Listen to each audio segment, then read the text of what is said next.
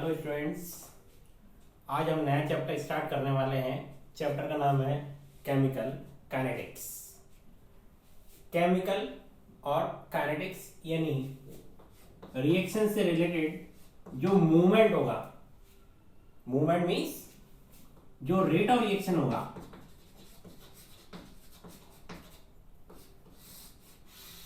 इससे रिलेटेड पूरा चैप्टर है।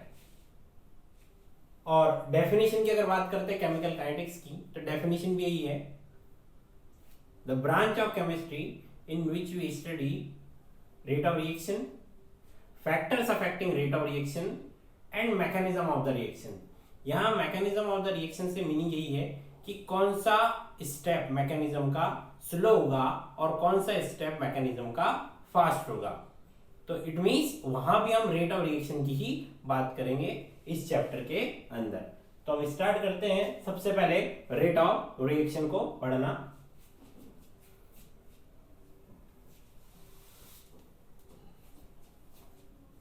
एक रिएक्शन लेते हैं, रिएक्टेंट टू प्रोडक्ट। अगर बात करें with respect to time, concentration of reactant क्या होता है, डिक्रीज, और कंसंट्रेशन ऑफ प्रोडक्ट क्या होता है, इंक्रीज। यहां ये स्क्वायर ब्रैकेट मीन्स है कंसंट्रेशन। तो कोई भी रिएक्शन हो उसमें विद रेस्पेक्ट टू टाइम क्या होगा, रिएक्टेंट प्रोडक्ट बनाएगा।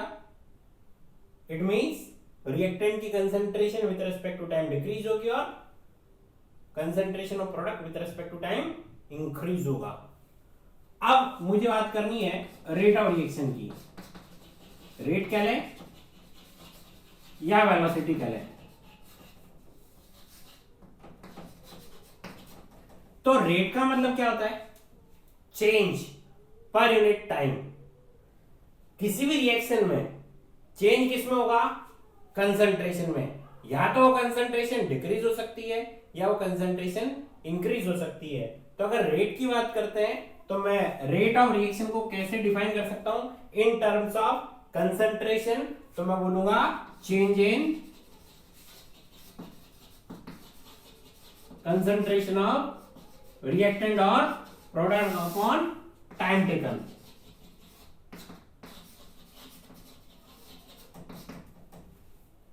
अगर इसका सिंबॉलिक फॉर्म लें तो rate is equal to change को del, concentration C, time T, change del.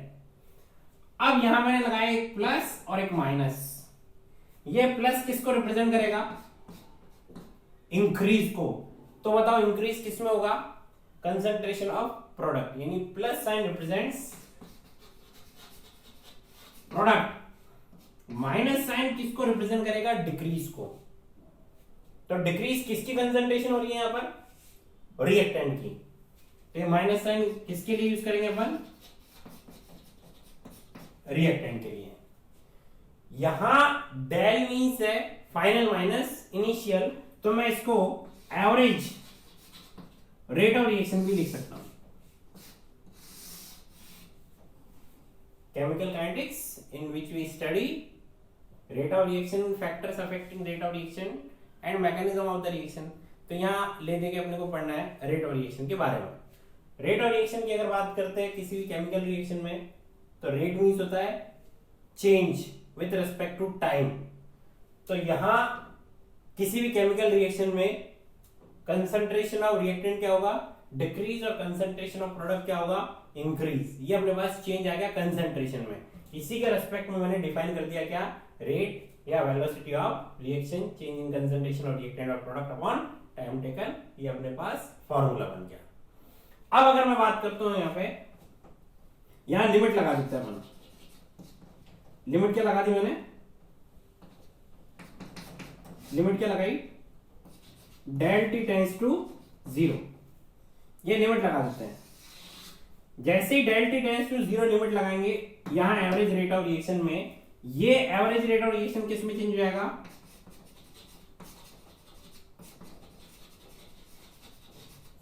Instantaneous rate of reaction में।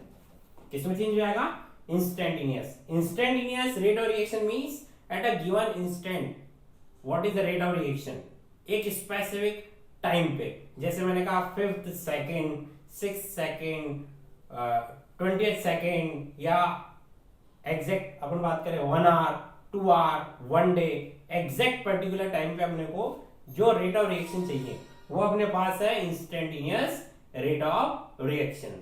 यहां हमेशा लिमिट लगेगी डेल टी टेंड्स टू 0। ये लिमिट लगाते ही फॉर्मूला जो अपने पास है, ये फॉर्मूला डेल की जगह हो जाएगा D C by D T. ये रिप्रेजेंटेशन हो गया अपने पास इंस्टेंटेनियस रेट ऑफ रिएक्शन का। दोनों में डिफरेंस समझ में आ गया। Average rate of reaction means final minus initial, यानी जो भी टाइम इंटरवल है उसमें केवल हम कंसीडर करेंगे इनिशियल कंसंट्रेशन और फाइनल कंसंट्रेशन जहां से रिएक्शन अपन ने स्टार्ट करी। लेकिन इंस्टेंटेनियस रेट ऑफ रिएक्शन में एट अ गिवन इंस्टेंट हमें कोई मतलब नहीं है कि रिएक्शन कहां से स्टार्ट हुई और कहां पे खत्म हो रही है, हमें मतलब है केवल किससे, eight a given instant 5th second, 6th second, 10th second, ऐसा कुछ अपने को क्वेश्चन में गिवन होगा इंफॉर्मेशन। क्लियर है? ये दोनों में बेसिक डिफरेंस। अगर इस चैप्टर की बात करते हैं तो हम एवरेज रेट को कभी डिफाइन नहीं करते, क्योंकि यहां कंसंट्रेशन ऑफ रिएक्टेंट कंटिन्यूअसली क्या हो रहा है, डिक्रीज। यहां मैं कह दूं कंसंट्रेशन ऑफ प्रोडक्ट क्या हो रहा है, कंटिन्यूअसली इंक्रीज। तो एवरेज कभी कैलकुलेट नहीं करते हम, हमेशा ऐसी रिएक्शन जिनमें कंसंट्रेशन कंटिन्यूअसली डिक्रीज या कंटिन्यूअसली इंक्रीज होती है, हम हमेशा वहां किसको डिफाइन करेंगे, इंस्टेंटेनियस रेट ऑफ रिएक्शन को। क्लियर है? नेक्स्ट बात करते हैं, अगर मैं ग्राफ प्लॉट करता,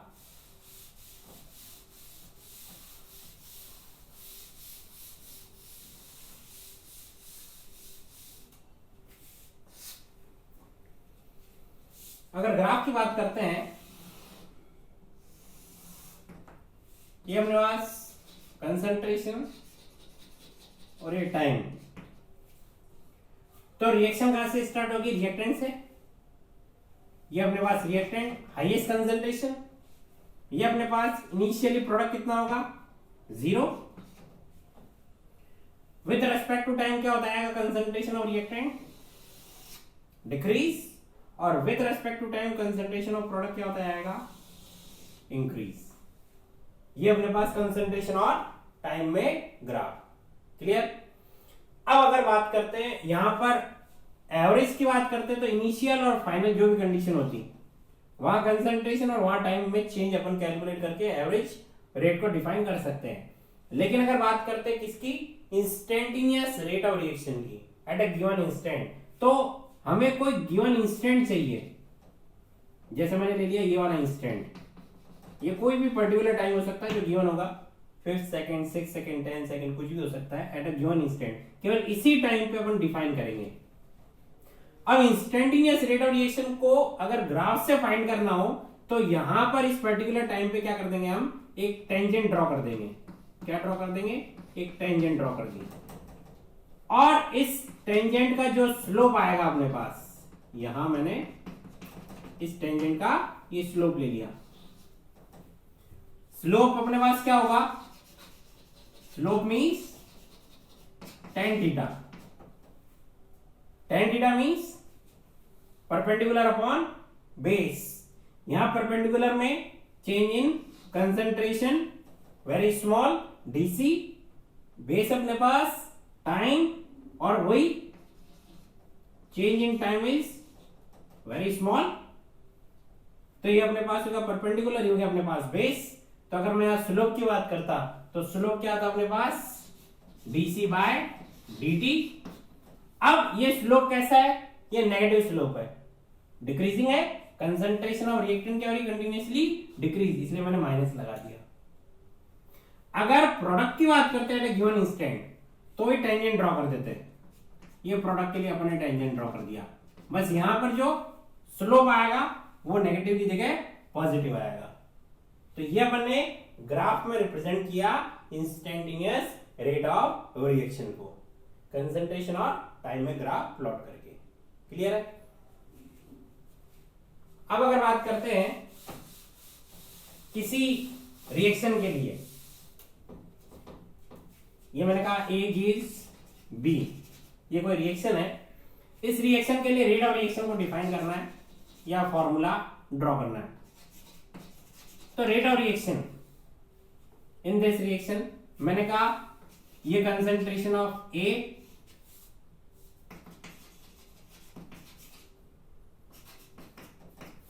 और ये अपने पास हो गया कंसंट्रेशन ऑफ बी।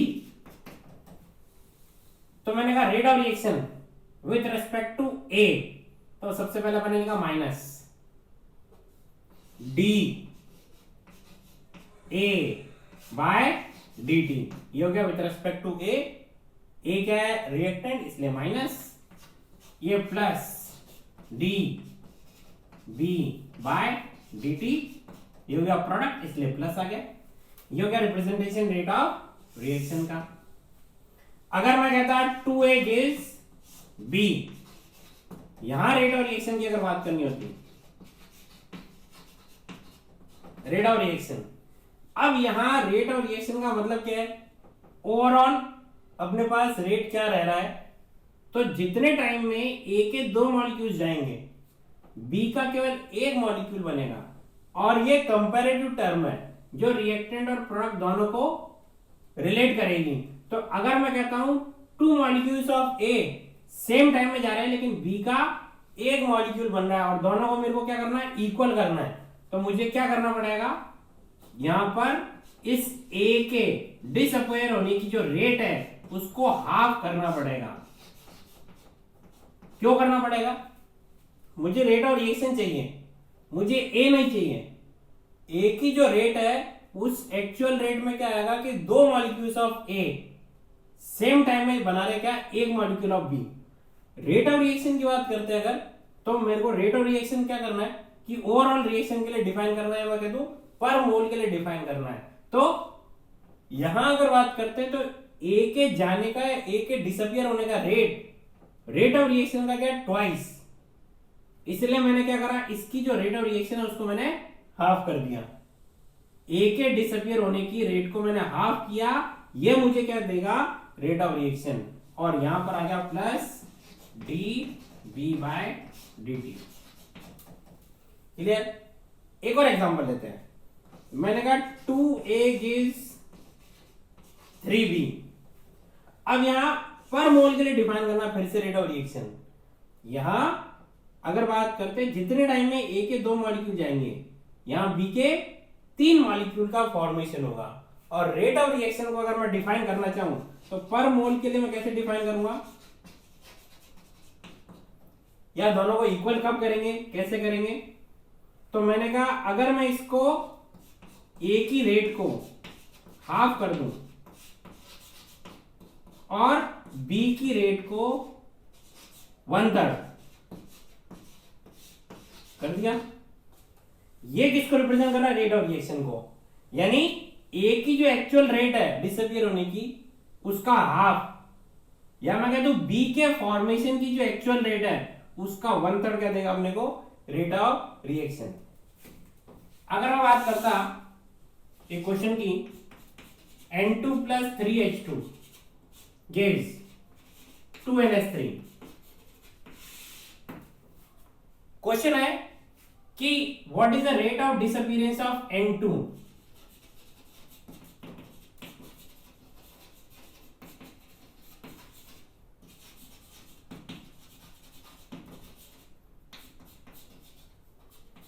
ये क्वेश्चन है, what is the rate of disappearance of N2, इसको रिप्रेजेंट करना है।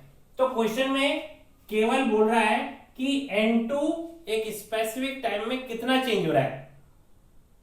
तो यहां रिप्रेजेंटेशन होगा minus D N2 by D T. अगर मैं क्वेश्चन को आगे बढ़ाता N2 एंड H2, तो यहां N2 के रेट ऑफ डिसअपियरेंस तो कितना हो गया? ये क्या है? Rate of disappearance of N2। लेकिन rate of disappearance of H2 अगर रिप्रेजेंट करना है तो बोलो कैसे रिप्रेजेंट करेंगे? क्या यहां 1/3 आएगा या नहीं आएगा? तो आंसर है यहां केवल rate of disappearance of H2 पूछा है। इट मींस केवल हाइड्रोजन के बारे में बात कर रहे हैं कि हाइड्रोजन का कितना कंसंट्रेशन में कितने टाइम में कोई चेंज हुआ। यहां रिलेटिव टर्म की बात नहीं कर रहा, रिलेटिव रेट की बात नहीं कर रहा, रेट ऑफ रिएक्शन की बात नहीं कर रहा। तो अगर रेट ऑफ रिएक्शन की बात नहीं कर रहा है तो यहां पर 1/3 या 3 का यूज या कोफिशिएंट का यूज नहीं करेंगे। अपन केवल यहां पर लिखेंगे माइनस dH2/dt। क्लियर है? Rate of disappearance of H2 means कि H2 की कंसंट्रेशन में कितना चेंज हुआ गिवन टाइम में। तो अपन ने लिख दिया इतना चेंज हुआ इतने टाइम में। अगर मैं लिखता rate of formation of ammonia, rate of formation of ammonia represent करना है तो फिर से केवल अमोनिया की बात कर रहा है। अगर अमोनिया की बात कर रहा है तो अमोनिया की कंसंट्रेशन में कितना चेंज हुआ कितने टाइम में, यहां किसी से भी अपने को इसकी रेट को रिलेट नहीं करना। इट मींस अगर रिप्रेजेंटेशन की बात करें तो ये हो जाएगा dNH3/dt। क्लियर है? अगर मैं यहां पर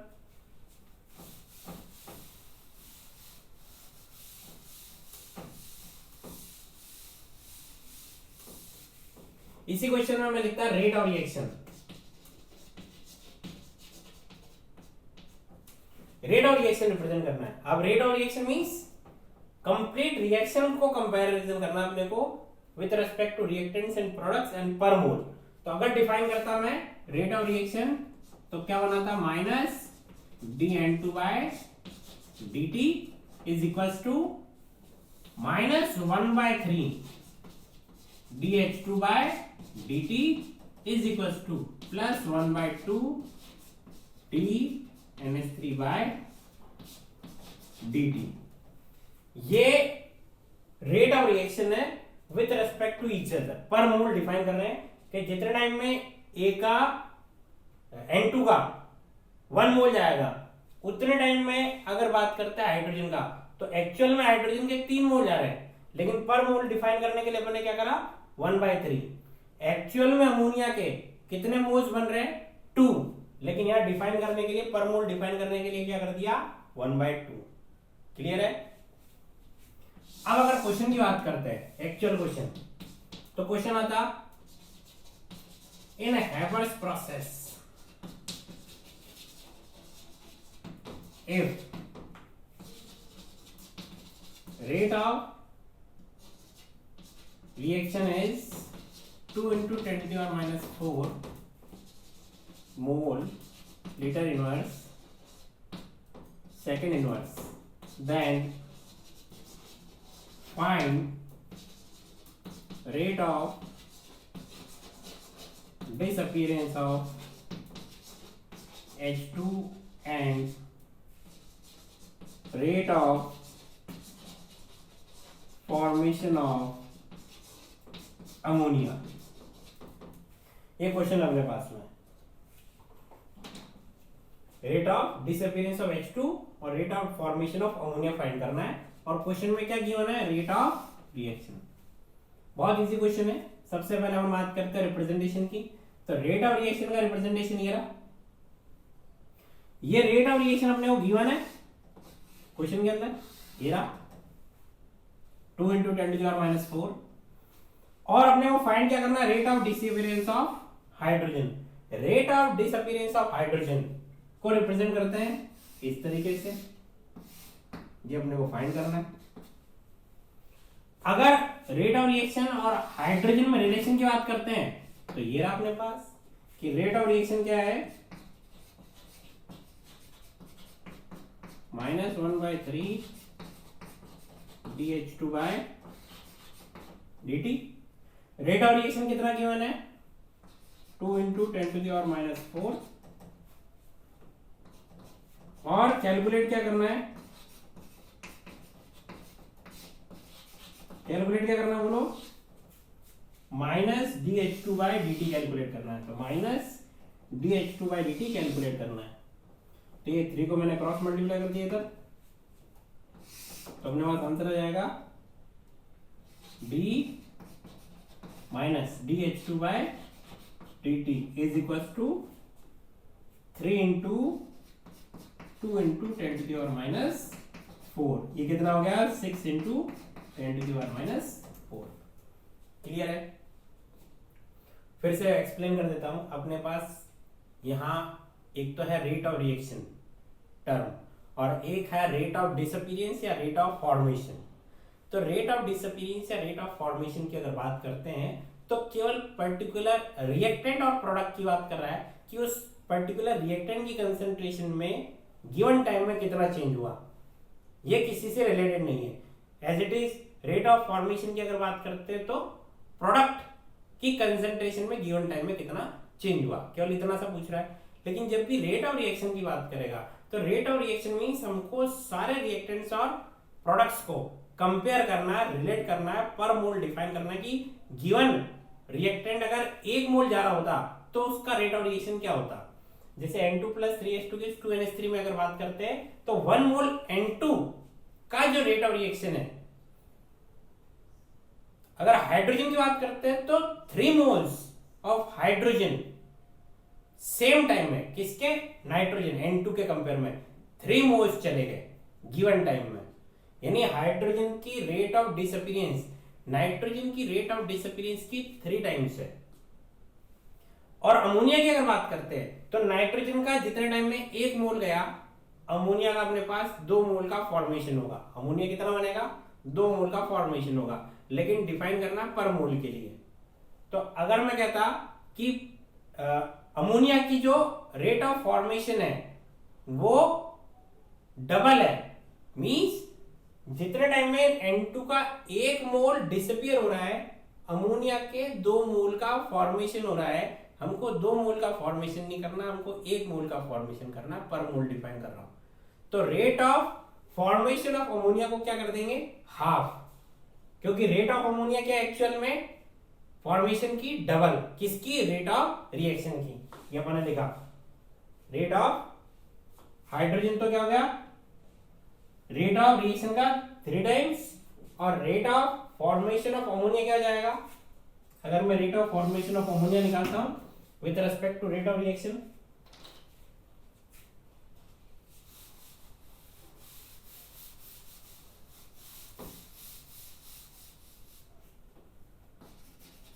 rate of formation of ammonia, तो इसका रिप्रेजेंटेशन क्या? Plus D NH3/dt। तो यहां से ध्यान से देखो कि rate of formation of ammonia, rate of formation of ammonia और रेट ऑफ रिएक्शन, ये रिलेशन अपने पास। तो क्या मैं ऐसा बोल सकता हूं कि rate of formation of ammonia is 2 times of rate of reaction. जितने टाइम में अमोनिया के 2 मोल्स बन रहे वो रिएक्शन की अगर बात करता हूं तो पर मोल के लिए डिफाइन करनी है, तो इसीलिए इस रेट को मुझे क्या करना पड़ेगा? अमोनिया के फॉर्मेशन की रेट को, अमोनिया के फॉर्मेशन की रेट को रेट ऑफ रिएक्शन का डबल बोलना पड़ेगा, और रेट ऑफ रिएक्शन को अमोनिया के फॉर्मेशन का हाफ बोलना पड़ेगा। रेट ऑफ रिएक्शन अमोनिया के फॉर्मेशन का हाफ, और rate of formation of ammonia twice of rate of reaction. तो अगर बात करते हैं यहां पर इस क्वेश्चन में, तो यहाँ rate of formation of ammonia क्या जाएगा? 2 times of rate of reaction means ये क्या? 4 × 10⁻⁴। क्लियर है? एक और क्वेश्चन देखते हैं।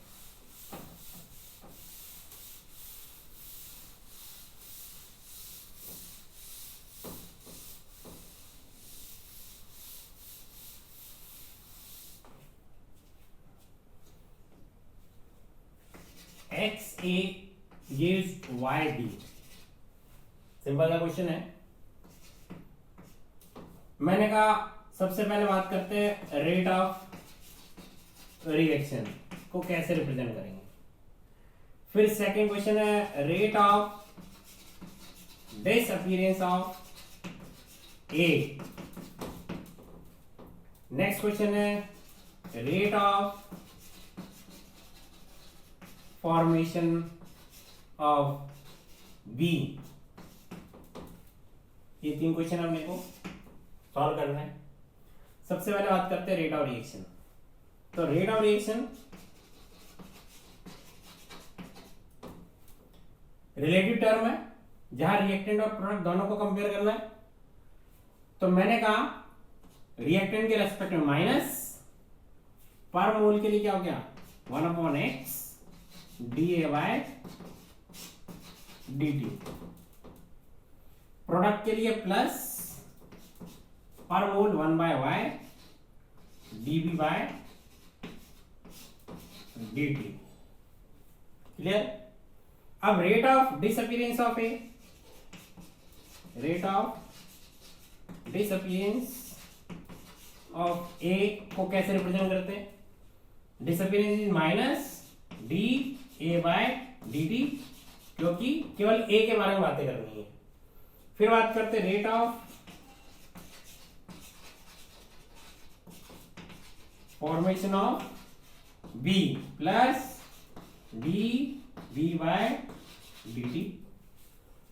अगर मैं कहता rate of disappearance of A, rate of reaction का कितने टाइम्स है? तो rate of disappearance of A ये रहा। तो मैं कहता rate of disappearance of A is equal to x times of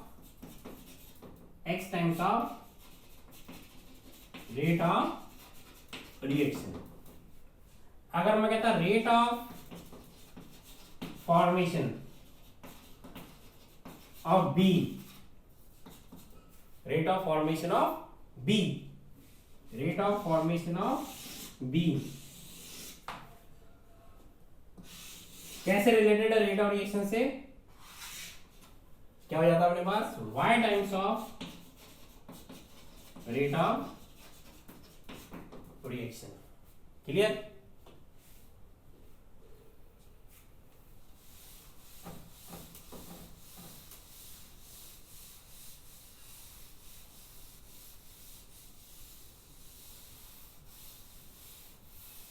तो ये तो अपने पास बात हुई रेट ऑफ रिएक्शन के रिप्रेजेंटेशन की गिवन रिएक्शन के लिए कि हम रेट ऑफ रिएक्शन को कैसे रिप्रेजेंट कर सकते हैं विद रिस्पेक्ट टू रिएक्टेंट और with respect to product.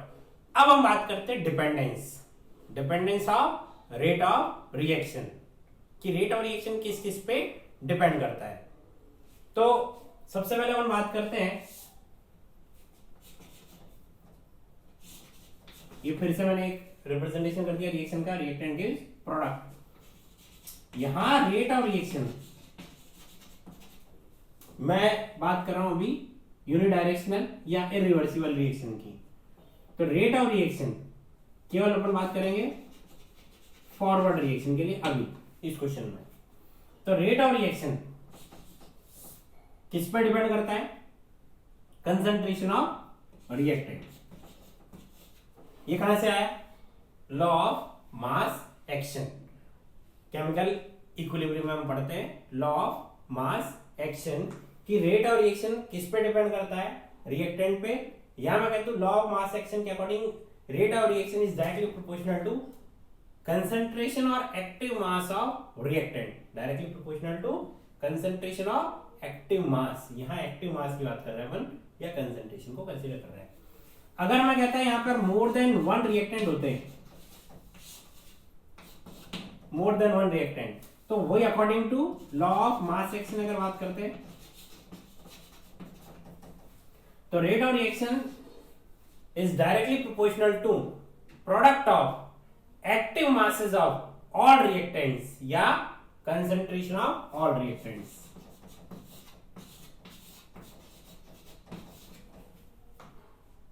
Clear है? अगर दो से ज्यादा और होते हैं अपने पास रिएक्टेंट तो R1, R2, R3, Rn तक लेके जाते हैं अपन। ये अपने पास हो गया representation of rate of reaction. अब मैंने रिवर्सिबल रिएक्शन की बात कर ली, ये फॉरवर्ड रिएक्शन, ये बैकवर्ड रिएक्शन। अगर बात करते फॉरवर्ड रिएक्शन के लिए, रिवर्सिबल है इसलिए मुझे फॉरवर्ड और बैकवर्ड बोलना पड़ेगा, तो मैं लिखा रेट ऑफ फॉरवर्ड रिएक्शन। तो रेट ऑफ फॉरवर्ड रिएक्शन में रिएक्टेंट अभी भी रिएक्टेंट है, लेकिन अगर रेट ऑफ बैकवर्ड रिएक्शन की बात करते हैं, रेट ऑफ बैकवर्ड रिएक्शन के लिए अब रिएक्टेंट कौन है? ये जो प्रोडक्ट है वो रिएक्टेंट बन चुका है बैकवर्ड के लिए, और जो रिएक्टेंट है वो प्रोडक्ट बन चुका है। वापस रिपीट कर रहा हूं, फॉरवर्ड रिएक्शन, फॉरवर्ड है रिएक्टेंट से प्रोडक्ट का बनना, तो ये तो अपन जानते हैं। लेकिन अगर बैकवर्ड रिएक्शन की बात कर रहे हैं तो बैकवर्ड रिएक्शन में क्या देखेंगे हम कि प्रोडक्ट क्या बना रहा है, रिएक्टेंट बना रहा है। ये पी क्या बना रहा है, आर, तो इस बार ये पी अपने पास क्या है, रिएक्टेंट, और ये आर क्या है इस बार, प्रोडक्ट। तो फॉर्मूला या लॉ तो वही रहेगा कि रेट ऑफ रिएक्शन किस पे डिपेंड करता है, रिएक्टेंट पे।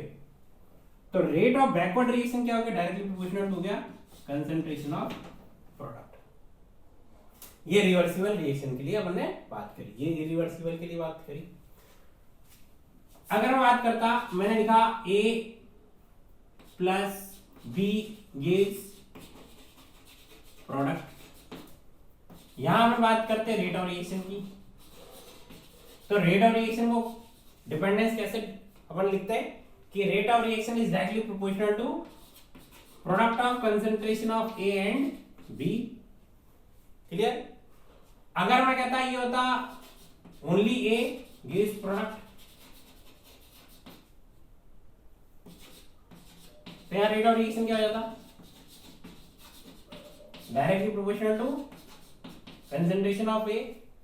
अब मेरे पास होता A plus A gives product, तो मैं रेट ऑफ रिएक्शन को कैसे लिखता, rate of reaction is directly proportional to product of concentration of A into product concentration of A, या मैं इसको कह दूं A स्क्वायर। क्लियर? इस A प्लस A को मैंने लिख दिया 2A गिव्स प्रोडक्ट, तो मैं रेट ऑफ रिएक्शन को कैसे लिखूं, rate of reaction is directly proportional to concentration of A की पावर 2। क्लियर है? अगर मैं कहता यहां पर ये होता 3A गिव्स प्रोडक्ट, तो सोचो अपन इसको कैसे रिप्रेजेंट करेंगे, रेट ऑफ रिएक्शन को, रेट ऑफ रिएक्शन का रिप्रेजेंटेशन कैसा होता,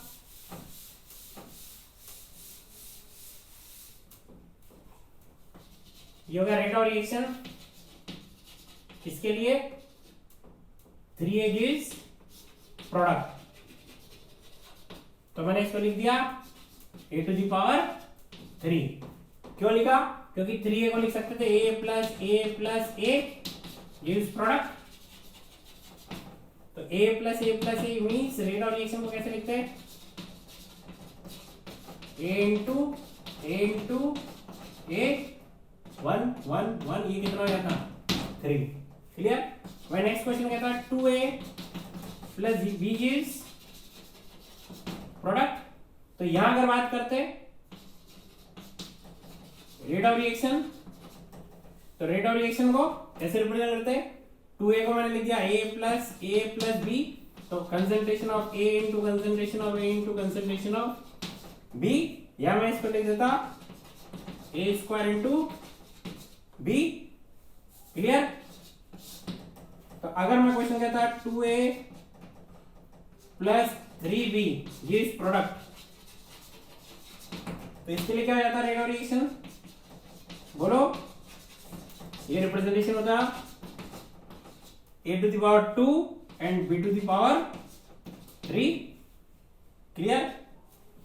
इन सारे एग्जांपल से अगर कंक्लूजन की बात करते हैं तो कंक्लूजन क्या निकलेगा, ध्यान से देखो, इन सारे एग्जांपल्स को A plus B gives product में A into B, A gives product में A प्लस A में A स्क्वायर, 2A में A स्क्वायर, 3A में A cube, 2A plus B में A square into B, 2A plus 3B में A square और B की power 3। तो अगर इन सब का कंक्लूजन निकालें तो व्हाट इज द कंक्लूजन?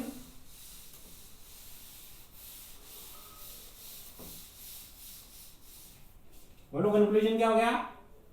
अगर मैं कहता एक्स ए plus Y B gives product, तो यहां पर रेट ऑफ रिएक्शन क्या हो जाता? A to the power X B to the power Y. Clear है? जो भी कोफिशिएंट आएगा वो उस रिएक्टेंट की पावर बनाएगा। रिएक्टेंट की कंसंट्रेशन की क्या बनाती है अपन ने? पावर। जो भी कोफिशिएंट है एक्स और वाई। क्लियर? अब अगर बात करते हैं, मैं कहता इसके लिए रेट ऑफ रिएक्शन का रिप्रेजेंटेशन कैसा होता? मैं लिखता -1/x dA/dt। ये किसके डायरेक्टली प्रोपोर्शनल है? A to the power X और B to the power Y, क्योंकि रिप्रेजेंटेशन है किसका? रेट ऑफ रिएक्शन का। या मैं कहता -1/y dV/dt is directly proportional to ax। Clear है? ये है representation of rate of reaction. ये अपने पास अपन ने पढ़ ली dependence of rate of reaction. Clear है? तो रेट ऑफ रिएक्शन से अपन ने चैप्टर स्टार्ट किया है केमिकल काइनेटिक्स, जहां हमने देखा एक तो रेट ऑफ रिएक्शन को कैसे रिप्रेजेंट करेंगे डिफरेंट क्वेश्चंस में, और एक है dependence of rate of reaction. अब अपन बात करेंगे dependence of rate of reaction practically. जब हम प्रैक्टिकल करेंगे एक्चुअल में किसी रिएक्शन को लेकर, तो उस एक्चुअल रिएक्शन में रेट ऑफ रिएक्शन किस रिएक्टेंट पे कंसंट्रेशन पे किस तरीके से डिपेंड करती है। रियल रिएक्शन ली अपन ने, लैब में गए, एक्सपेरिमेंट करा, उस एक्सपेरिमेंट में अपन देख रहे हैं different concentration different time interval पे कैलकुलेशन करके कि किस तरीके से रेट ऑफ रिएक्शन रिएक्टेंट की कंसंट्रेशन पे डिपेंड करती है। यहां हम प्रैक्टिकल या एक्सपेरिमेंट की बात कर रहे हैं, यानी एक्चुअल रेट ऑफ रिएक्शन की। तो ये एक्चुअल रेट ऑफ रिएक्शन जब रिएक्टेंट की कंसंट्रेशन पे डिपेंड करेगी, तो यहां पर एक नई टर्म अपने पास मिलेगी, ऑर्डर ऑफ रिएक्शन। क्या मिलेगी टर्म? Order of reaction. ये ऑर्डर ऑफ रिएक्शन हमको एक्चुअल या प्रैक्टिकल वैल्यू बताएगी किसकी? इस एक्स और वाई की, कि जब एक्सपेरिमेंट हम करेंगे उस रिएक्शन में, रियल में, लैब में ले जाके, तो रेट ऑफ रिएक्शन किस तरीके से उस रिएक्टेंट की कंसंट्रेशन पे डिपेंड कर रहा है। क्या ये पावर 0 है या 1 है या 2 है या 3 है, कुछ भी हो सकती है पावर। ये हम नई टर्म से डिफाइन करेंगे, वो नई टर्म है ऑर्डर ऑफ रिएक्शन। तो जो नेक्स्ट टॉपिक अपने पास है वो यही है, ऑर्डर ऑफ रिएक्शन। और एक और टर्म है मॉलिक्यूलरिटी ऑफ द रिएक्शन। उस मॉलिक्यूलरिटी ऑफ रिएक्शन को हम ऑर्डर ऑफ रिएक्शन से कंपेयर करेंगे। क्लियर है? Thank you.